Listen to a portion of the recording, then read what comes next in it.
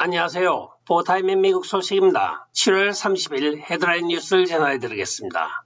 포타임에 오늘의 첫 번째 소식을 전해드리겠습니다. 미국 연방법에 의하여 이제는 반자동 이상의 총은 미국에서 일반인이 소지할 수 없게 되었습니다. 상원에 통과가 되었던 이 법안이 하원에서 오늘 통과가 된 것입니다. 수많은 민간단체들이 반대를 하였지만 이 정치 사기꾼들은 그것을 통과시킴으로 미국 수정헌법 2조를 정면으로 위배하고 있는 것으로 보여지고 있습니다. 한편 반대를 한 공화당 의원은 크리스 제이콥, 브라이언 피츠패트릭, 헐리 큐라, 제럴드 골든, 빈센트 곤잘레스, 칼크 슈레더, 랑 카인드 등이 아니오라고 투표를 한 것에 불과합니다. 최근에 미국 전역에 벌어지고 있었던 많은 자동 무기에 의하여 대형 살인사건이 발생을 하자 상하원 양원에서 헌법 따위는 던져버리고 정치적 이해관계에 따라서 이런 투표 결과가 나오고 있습니다. 그러면 지금 현재 소지하고 있는 반자동 이상의 권총들이나 기관총에 대한 어떤 회수가 가능할지는 각 주별로 시행규칙이 나오겠습니다. 이제 조 바이든의 서명만 남겨놓고 있는 상황이나 조 바이든이 주창하였던 만큼 거부권을 행사할 기미는 보이지 않고 있습니다. 그러나 한 가지 수정헌법 2조를 지지하는 입장에서 조 바이든의 침해가 조금 더 심해져서 사인을 하지 말았으면 하는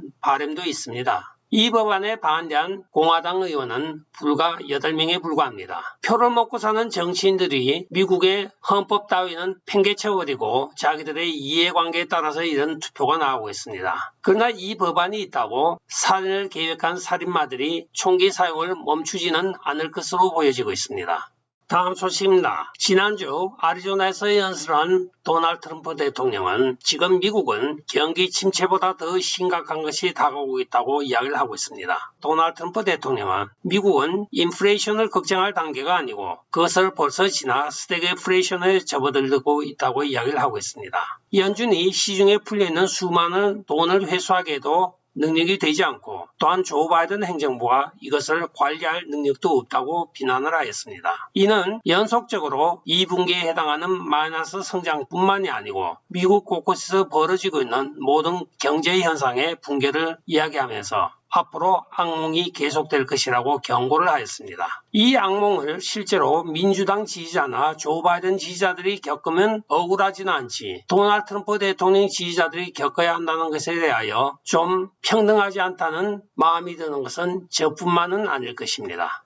다음 소식입니다. 스티브 배넌의 인터넷 방송인 월룸에서 세바스찬 굴카가 출연을 하였습니다. 둘의 대담 내용은 조 바이든은 탄핵이 될 것이며 위스콘신과 아리조나의 2020년 선거 결과는 무효화가 될 것이라고 이야기를 하고 있습니다. 이 두 마가 전사 간의 훌륭한 인터뷰이자 토론이었습니다. 그들은 지금 현재 벌어지고 있는 16위원회의 엉터리짓과 또한 이 사건에 반대되고 있는 많은 증거들에 대하여 이야기를 하며 논의를 하였습니다. 특히 스티브 배넌과 골시카는 앱스타인의 아동성 착취에 대한 모든 자료를 공개하라고 법원에 지금 신청을 해놓은 상태입니다. 워싱턴 정가 엘리트들이 다 연관이 되어 있는 것으로 추정되어지고 있는 앱스타인의 자료에 대한 공개를 요구하고 나서므로 극좌들과 민주당원들에게 지금 패닉 상태로 몰아가고 있는 것으로 보여지고 있습니다. 특히 스티브 배넌은 16위원회 소환이나 그들이 자기를 구속하려고 노력하는 것 따위에는 관심이 없다고 하며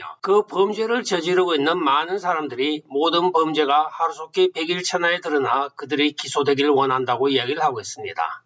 다음 소식입니다. 조 바이든의 BBB 법안에 따라 블루스테이트들은 지금 돈을 벌게 생겼습니다. 에너지부 장관의 발표에 따르면 말로는 모든 당파를 초월한 각 주에 청정에너지를 위한 태양열 판넬을 공급할 것이라고 이야기를 하였습니다. 그러나 막상 오늘 발표된 내용을 보면 주로 블루스테이트라고 불리는 민주당 주도의 주들만 지금 발표가 되고 있습니다. 콜로라도, 일리노이, 뉴저지, 뉴멕시코, 뉴욕 및 워싱턴 DC가 태양열 프로젝트를 개발할 계획이라고 오늘 정식으로 발표가 되고 있습니다. 저소득 지역을 위하여 무상으로 태양열 판넬을 공급하여 정부가 전력을 공급해준다는 계획입니다. 조 바이든이 선택하고 있는 이 주들을 보면 전부 블루 스테이트입니다. 실제로 태양열이 좋은 플로리다라든가 네바다 쪽에는 전혀 해당이 없습니다. 겉으로는 모든 지역에 다 공급한다고 이야기를 하였지만 좌파 성향의 주들만 혜택을 보는 것으로 오늘 밝혀지고 있습니다.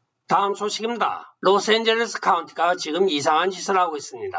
조지 게스콘 검사장 소환을 주민들 투표를 통하여 지금 늘어나고 있습니다. 그러자 카운티가 투표 상황을 모니터링하는 것을 금지하고 나선 것입니다. 그 이유에 대한 해명은 없이 카운티가 조지 게스콘 검사장 소환에 대한 모니터링을 금지한다고 오늘 발표를 하고 있습니다. 사법기관인 로스앤젤레스 검사장 소환에 대하여 왜 행정부인 로스앤젤레스 카운티가 나서서 쉴드를 치고 있는지도 모르겠습니다. 결국은 조지 소로스의 검은 돈이 사법부뿐만이 아니라 행정부까지 뻗치고 있는 것으로 보여지고 있습니다.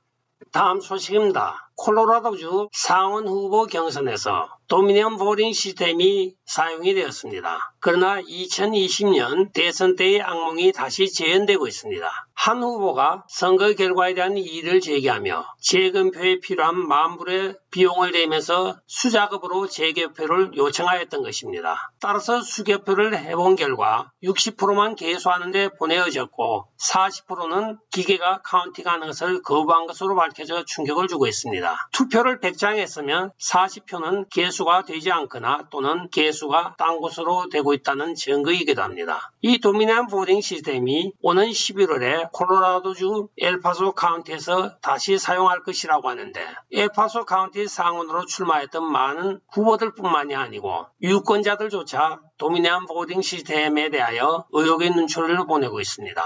도대체 이 보링 시스템을 왜 사용해야 되는지 아직까지도 이해가 가지 않는다고 많은 사람들이 입을 모아 불평을 하고 있습니다.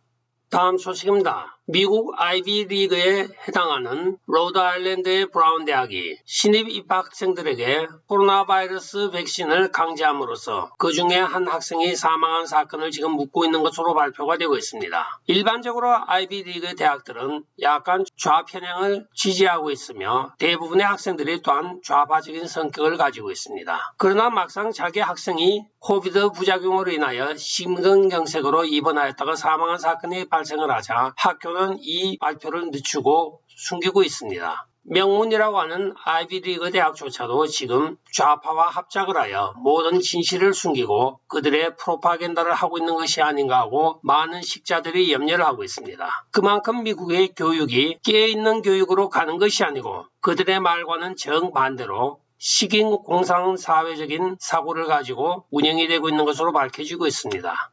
다음 소식입니다. 파이자 제약회사가 인류 생명을 구하기 위한 제약회사인지 아니면 악을 만들어내는 제악회사인지 지금 의문이 가고 있습니다. 왜 이들이 백신을 맞추기 위하여 이 혈안이 되어 있는지도 모르는 가운데 오늘 백신 부작용에 대한 보고서에 충격적인 한 사건이 보고가 되고 있습니다. 바로 9살짜리가 화이자 백신을 맞은 지 2주 만에 사망하였다고 전해지고 있습니다. 사전에 아무런 징후나 아무런 코로나 바이러스 감염 여부도 없었다고 합니다. 이 백신을 맞은 후에 2주 만에 사망하여 화이자 백신의 그 악명을 오늘도 확인하는 사건이기도 합니다.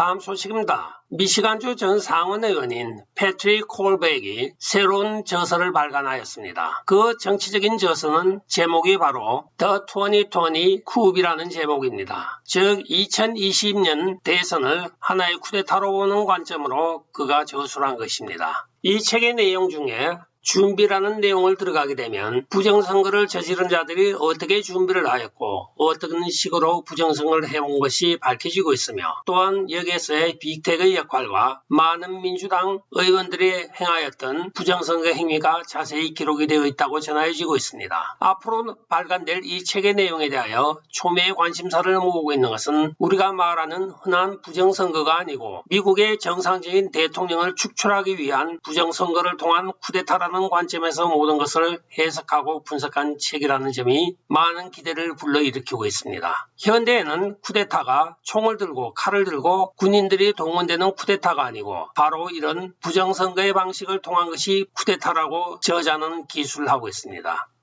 다음 소식입니다. 네바다주의 라스베가스가 지금 몬순에 해당하는 폭우로 인하여 도시 곳곳에 물이 잠기고 공항이 폐쇄되었다고 오늘 발표가 되고 있습니다. 이는 7월부터 9월까지 보통 라스베가스의 몬순 계절이라고 이야기를 하고 있습니다. 따라서 간혹 비는 내리고 있으나 이렇게 며칠 동안 지속적으로 폭우가 쏟아진 적은 없다고 하며 현재 있는 많은 카지노들이 지붕으로부터 물이 쏟아져 들어와 카지노가 제대로 운영이 되지 못하고 있으며 라스베가스에 있는 공항 자체도 지금 일부 노선들이 결항을 하고 있다고 오늘 보도가 되고 있습니다. 특히 많은 노숙자들이 거주하고 있는 지하도들은 전부 물이 차서 그들의 안전까지 위협을 하고 있는 것으로 밝혀지고 있습니다.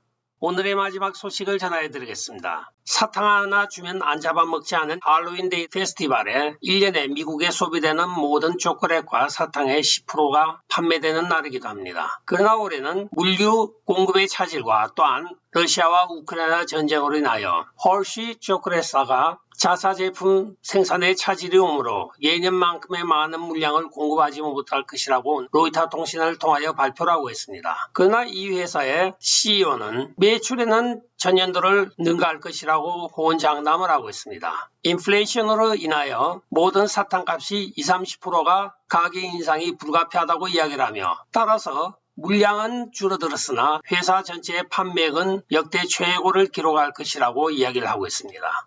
끝까지 시청해 주셔서 감사합니다. 좋아요, 구독, 알림 그리고 공유 부탁드리고 댓글 많이 부탁드리겠습니다. 안녕히 계십시오. 바이.